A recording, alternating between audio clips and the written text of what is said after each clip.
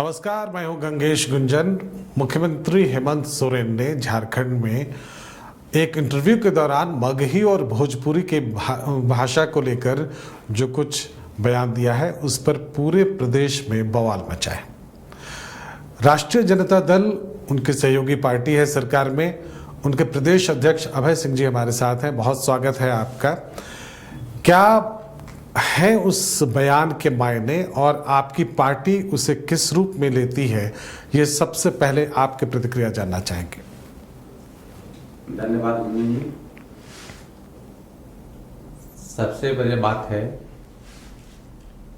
कि हमारी पार्टी जो है धर्मनिरपेक्ष पार्टी है। हमारी पार्टी सभी धर्मों को लेकर के, सभी संप्रदाय के लोगों को लेकर के चलने वाली पार्टी है।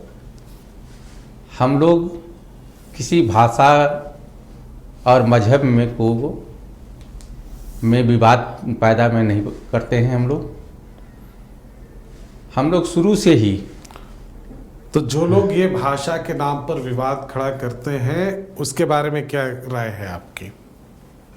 सबसे बड़ी चीज है कि माननीय मुख्यमंत्री झारखंड माननीय हेमंत सोरेन जी ने स्पष्ट रूप से कहा कि हमारे कहने का मतलब था, उसको तोड़ मरोड़ के पेश किया गया है। और कांग्रेस के पार्टी के लोगों ने भी कहा कि ये माननीय मुख्यमंत्री जी का व्यक्तिगत विचार है, उसमें हम कहीं नहीं हैं। हमारी पार्टी जो है महागठबंधन का जो विचार है, ये सभी संप्रदाय को लेकर के चलने वाली। नियोजन नीति में मगही भोजपुरी को बाहर किया गया और उसके बाद उनकी ये प्रतिक्रिया आई मगही भोजपुरी को लेकर।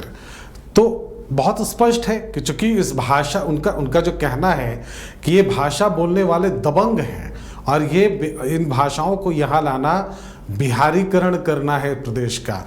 आप इस बयान से कितना सहमत? इसमें कहीं तोड़ने मरोड़ने की गुंजाइश ही नहीं है। क्या इस प्रदेश, अगर भोजपुरी और मगही यहाँ आएगी तो इस प्रदेश का बिहारीकरण हो जाएगा आपके ख्याल से?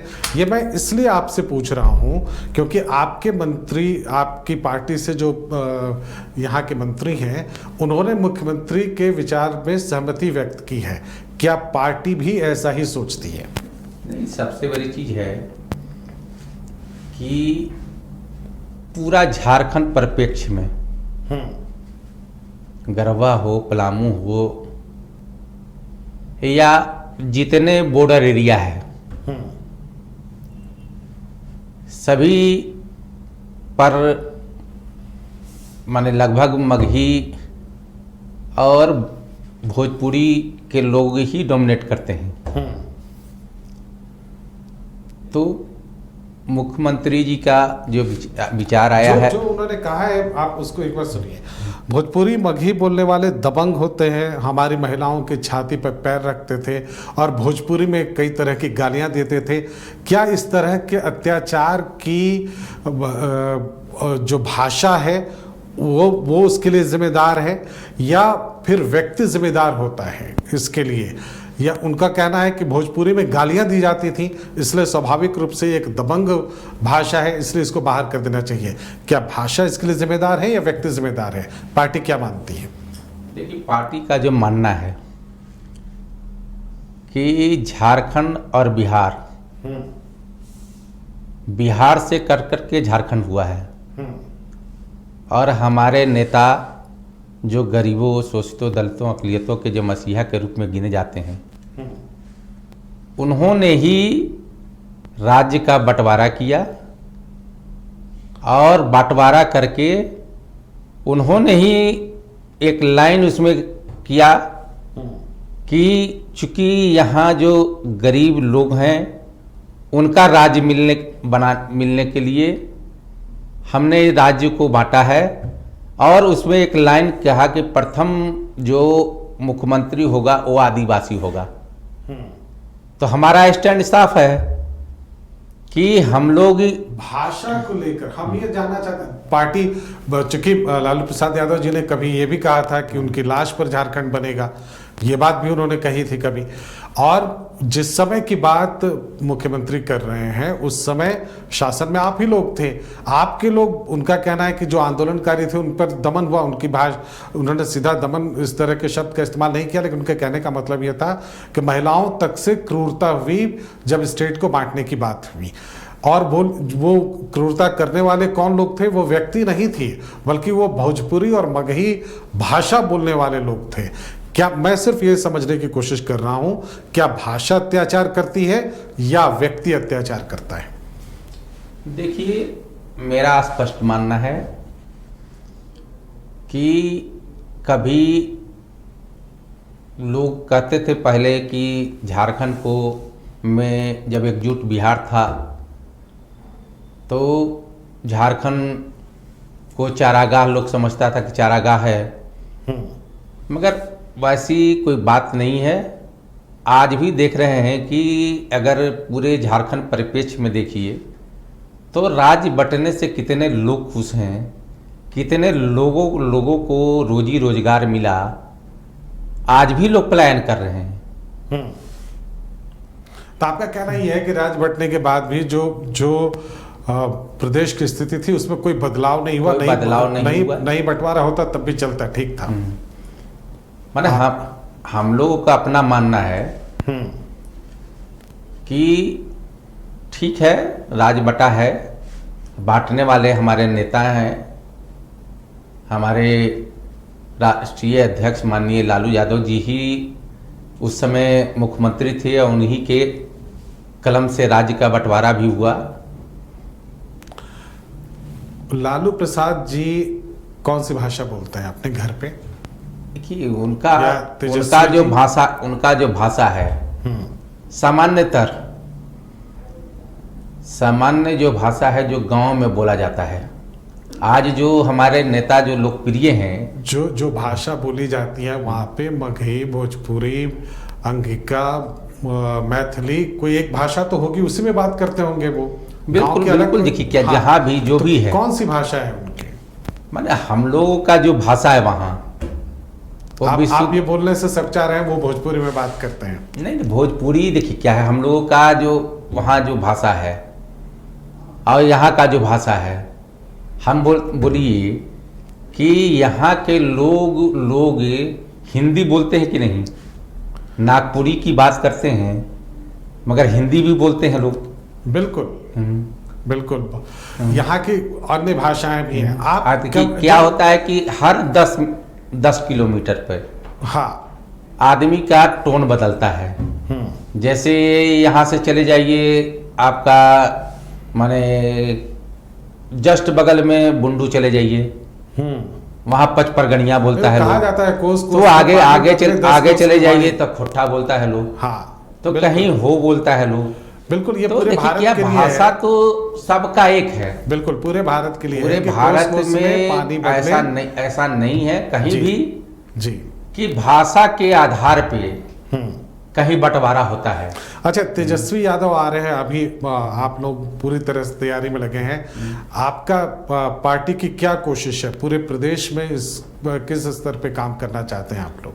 देखिए, हमारी पार्टी का ये सोच है, हमारे नेता प्रतिपक्ष बिहार माननीय तेजस्वी जी ने झारखंड के जितने भी परमानेंट लीडर थे सबको पहले बिहार में बुला करके लोगों को एक टास्क दिया कि झारखंड को भी मैं जिस तरह बिहार को देखता हूं उसी तरह झारखंड को भी मैं देखने का काम करूंगा।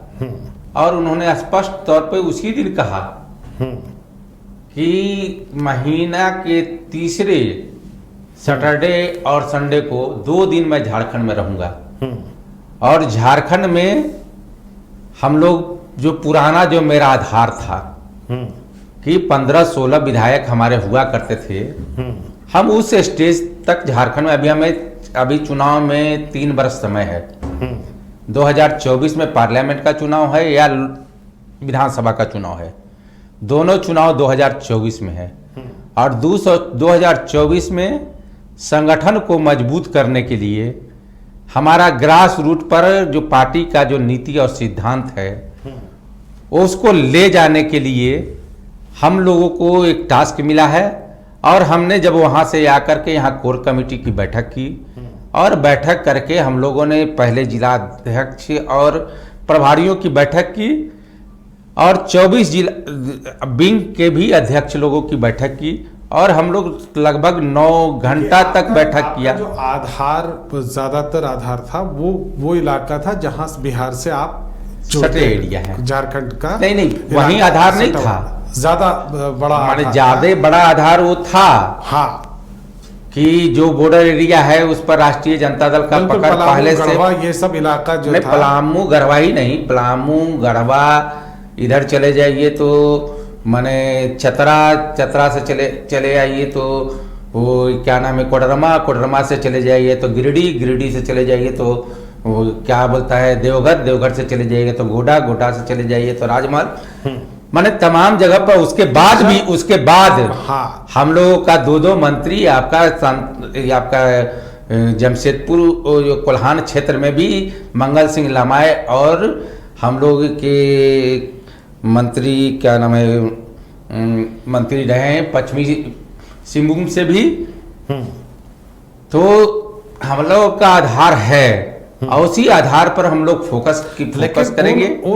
वो जगह जैसे पलामू गढ़वा चतरा की बात आप कर रहे हैं, उन लोगों को आप कैसे भरोसा दिलाएंगे कि आप उनके हितों की रक्षा कर पाएंगे? क्योंकि जब भाषा की बात हुई, आपके मंत्री कह रहे हैं हम मुख्यमंत्री की बातों से पूरी तरह से सहमत हैं, तो फिर जब आप उनकी भाषा की रक्षा नहीं कर सके कैबिनेट में रह के, भोजपुरी मगही को बाहर कर दिया गया नियोजन नीति के तहत, उनकी भाषा की रक्षा नहीं कर सके, उनके अन्य हितों की रक्षा कैसे करेंगे आप? देखिए अभी हम लोग महागठबंधन में हैं। अब महागठबंधन में सभी जितने भी हैं, कांग्रेस है, राजद है, जेएमएम है, जेएमएम के लोग भी जहां मंत्रिमंडल में हैं, जेएमएम के लोग जो गढ़वा से विधायक हैं वो कैबिनेट मंत्री हैं और वो भोजपुरी का माने वहाँ मगही का भोजपुरी का बोलबाला है। तो ऐसा नहीं है, हमारे मुख्यमंत्री जी भी कहें कि हमारे भाषा को भी, हमारे जो बोलने का जो टोन था उसको तोड़ मरोड़ के पेश किया गया है, इसीलिए हम लोग उसमें विवाद में नहीं जाना चाहते हैं। हमारा काम है संगठन को दुरुस्त करना। चलिए, तो हम कुल मिला के इस इंटरव्यू का सार ये निकाल सकते हैं कि अगर जो मुख्यमंत्री ने कहा है उस सब में कोई दोषी नहीं है। ये जो 2 शब्द हैं तोड़ और मरोड़, ये दोषी है, बाकी कोई दोषी नहीं है। बहुत बहुत धन्यवाद अभय सिंह जी हमसे बात करने के लिए। राजद का रुख स्पष्ट किया हमने इस कार्यक्रम के तहत। फिलहाल दें इजाजत, नमस्कार, धन्यवाद।